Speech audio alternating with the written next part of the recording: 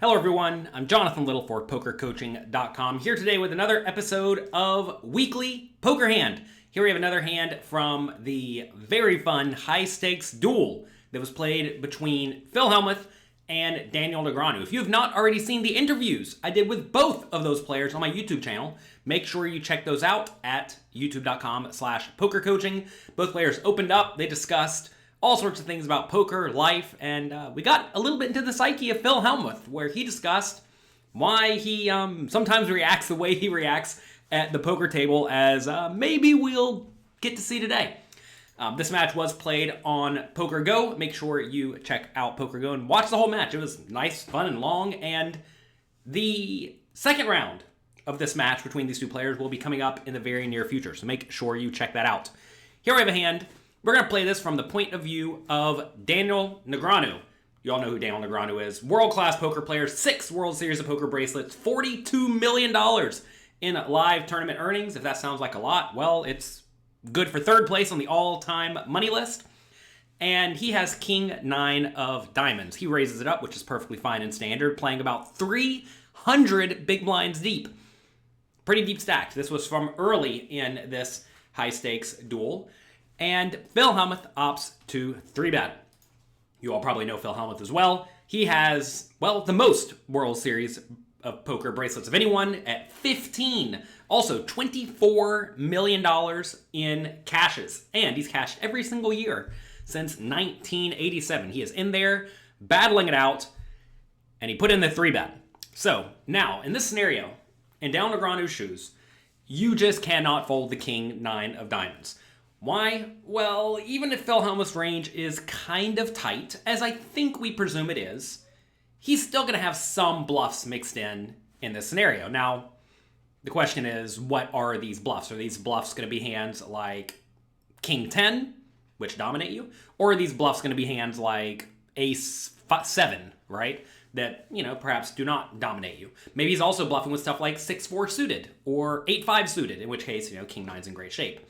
Even if he doesn't even have all that many bluffs, if he's just 3-betting a straight linear range or just the best hands, King 9 suited's fine enough. We're in position, we're getting pot odds. Notice we have to put in about 1,200 in this scenario to try to win a total of about 3,000. So, in this situation, you have to ask, will Negreanu realize about 40% equity in position with King 9 suited? And the answer is just yes.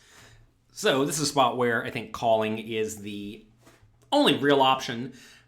You could also put in the 4-bet. Like, if you think this hand is not quite good enough to call, I think it becomes an okay 4-bet candidate if you feel inclined every once in a while, but I would always call and see the flop. Flop comes King 10 3. Phil Hellmuth continuation bets about half pot, 1,700 into the 3,000 chip pot. Remember, we're playing very deep stack. They have about 43,000 still remaining. Top pair, marginal kicker. What do you do in this scenario with top pair marginal kicker? I want you to pause this video and write in the comments section below, in the spot, do you go ahead and make the snug fold because we're playing against Phil Hellmuth, who we think is a little bit tight? Do we call? Do we raise to try to get all of our money in? Or do we raise with the intention of folding if Hellmuth then decides to put all the money in? I want you to pause the video and write in the comment section below what you would do.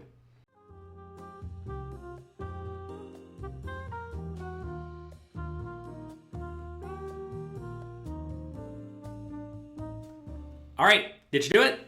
I hope so. Going through this active learning process is going to go a long way to helping you improve your poker skills at cash games, at tournaments, really any form of poker that you play. So make sure you are actively learning. At my training site, PokerCoaching.com, we have over 1,100 interactive quizzes like this. And I actually have a cheat sheet I made for you recently at PokerCoaching.com/tournament tips. It's completely free. Go there to make sure you are not making the errors that many of your opponents are making that are going to allow you to crush the game. So get that at PokerCoaching.com/tournament tips.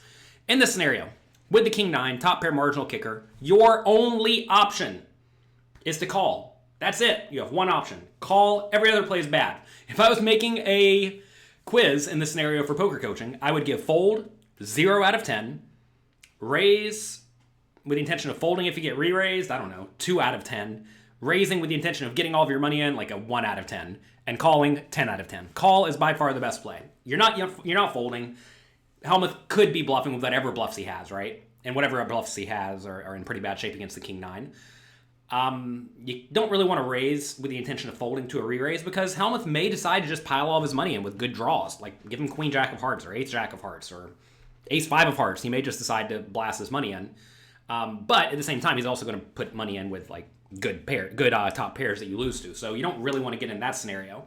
If you raise, essentially what happens is you are stuck in this guessing game where king nine goes from being a pretty good hand to now a somewhat marginal hand, which is really not what you want. You're going to find that the idea of raising to find out where you stand or just to try to get all your money in with top pair bad kicker is not a good strategy when you're playing deep stacked because you never really know where you stand, and it's a hand that's behind essentially every other made hand. You also don't want to raise to fold because, like I said, Hellmuth could be bluffing, right? So this is a spot where I think the only option is to call. I know the only option is to call. And that is what Negreanu does. Turn is the three of spades. This changes almost nothing, although I suppose random ace three gets there or queen three gets there. But it's a scenario where if Negreanu was ahead on the flop, he is almost certainly ahead on the turn. Hellmuth continues with about a half pot bet. This is a very similar scenario on the turn to on the flop. Top pair marginal kicker. Notice in this scenario, he actually is chopping with the worst kings, right? Because he has king, king, 3, 3, 10. Because it's king, 10, 3, 3, right? So this is a spot where now if you raise, you're pretty much only going to get action from better made hands plus draws that have very good equity, and that's not where you want to be, right? It's another spot where it's pretty easy to call. River's the 7 of diamonds. Hellmuth now bets 1/3 pot. Small bet. This feels nasty.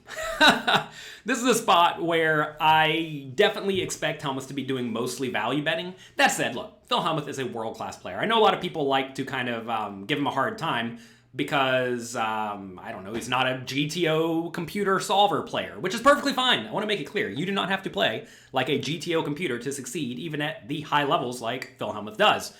And Phil Hellmuth is capable of bluffing. A lot of people think he's a little bit on the tighter side, a little bit on the weaker side. However, you're going to find that the players who are perceived to be a little bit tighter, those players get a lot of their bluffs through. And when their bluffs get through, they just print money. And right here, if you can bet a 3rd pot and get your opponent to fold a hand like a 10 or pocket 9s or maybe even a bad king, then obviously you're just going to be printing money if you ever are bluffing. And I do think Hellmuth will be bluffing here some portion of the time.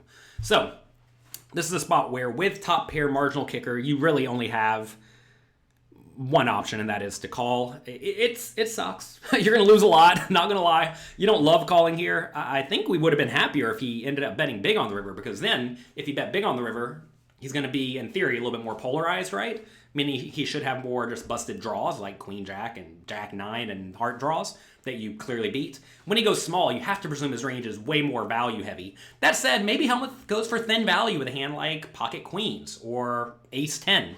I don't know if that's necessarily a good play. I think you should probably check those hands at some point on the turn or river. But, who knows? Especially if he thinks Negreanu's a bit of a calling station, which, maybe he is, maybe he isn't. But if you think Negreanu's a bit of a calling station, he's just going to call down with all sorts of pairs, even like ace high, because lots of draws missed, then he may be going for thin value, in which case the king 9 can obviously never fold because you beat some value bets. Essentially, when you have a hand that either beats a lot of bluffs when the opponent's range should contain a lot of bluffs because lots of draws missed, or you have a hand that can beat some value bets, you just can't fold. And this is a scenario where even if Hellmuth's range is heavily tilted towards value, as that range of value gets wider and wider, the king 9 starts to beat some of those hands. So this is a spot where I think it's just a pretty easy call for Negreanu.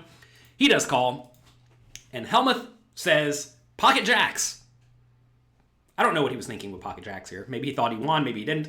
Negreanu says, no good, and Hellmuth says, come the F on. I just 3-barrel bluffed him for the first time with a big effing pair, and he calls with king 9. Come on! Negreanu takes a box of tissues, hands it right over to Phil Hellmuth, said, can you pass this to the gentleman? He needs them for his tears.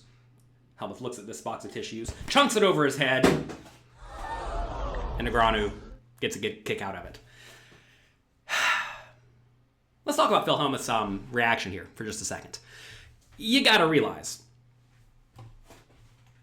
let's go all the way back to the beginning of this hand.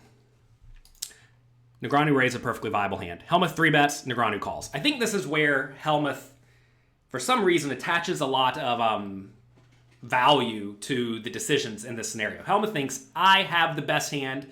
This guy called me. This guy got lucky. Now I'm angry, right?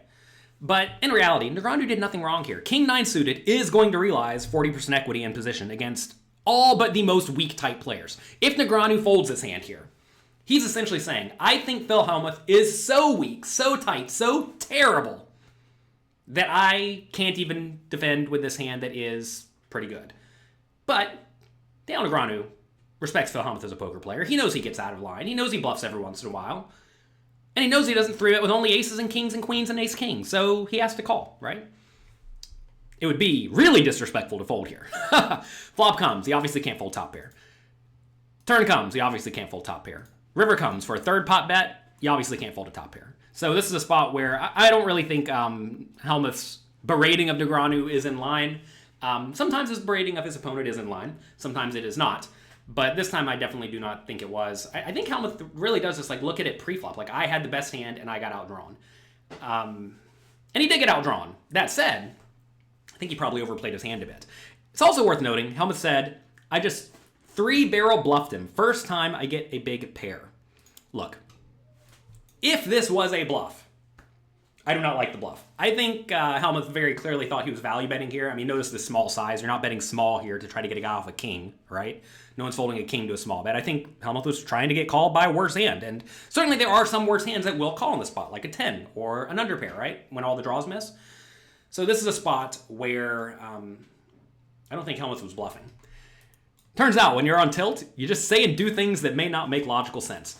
That said, I would generally recommend all of you out there, try to not get on tilt in the first place. Try to stay very mentally sane and don't get too wrapped up in the results of any individual hand, because unless you can really get your emotions back in line ASAP, that may result in you making errors on the next hand and the next hand and the next hand. Because remember, this match is nowhere near over. They're still playing 237 big blinds deep, and if you go on tilt every time somebody 3-outs you, well, your bankroll is going to go into the dumpster. That said, in our interview with Phil Hellmuth, he talked about this, about how he kind of tilts with his mouth and the things he says, but then he just gets right back in line and plays good poker. And there may be a little bit to that. I'm not saying you should get out of line and berate your opponents, but I certainly understand the idea of releasing some frustration and then just going back to playing your best poker, right?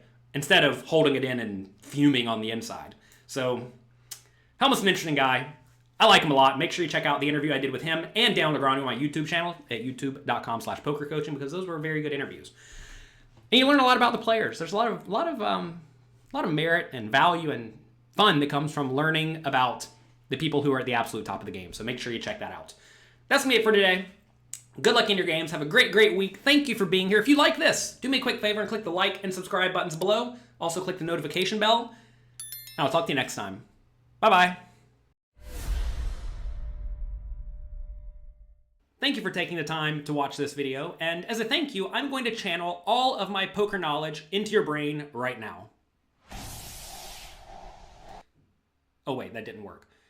Sorry, you're gonna have to keep studying. Go ahead and click the subscribe button right here, and I'll see you in the next video.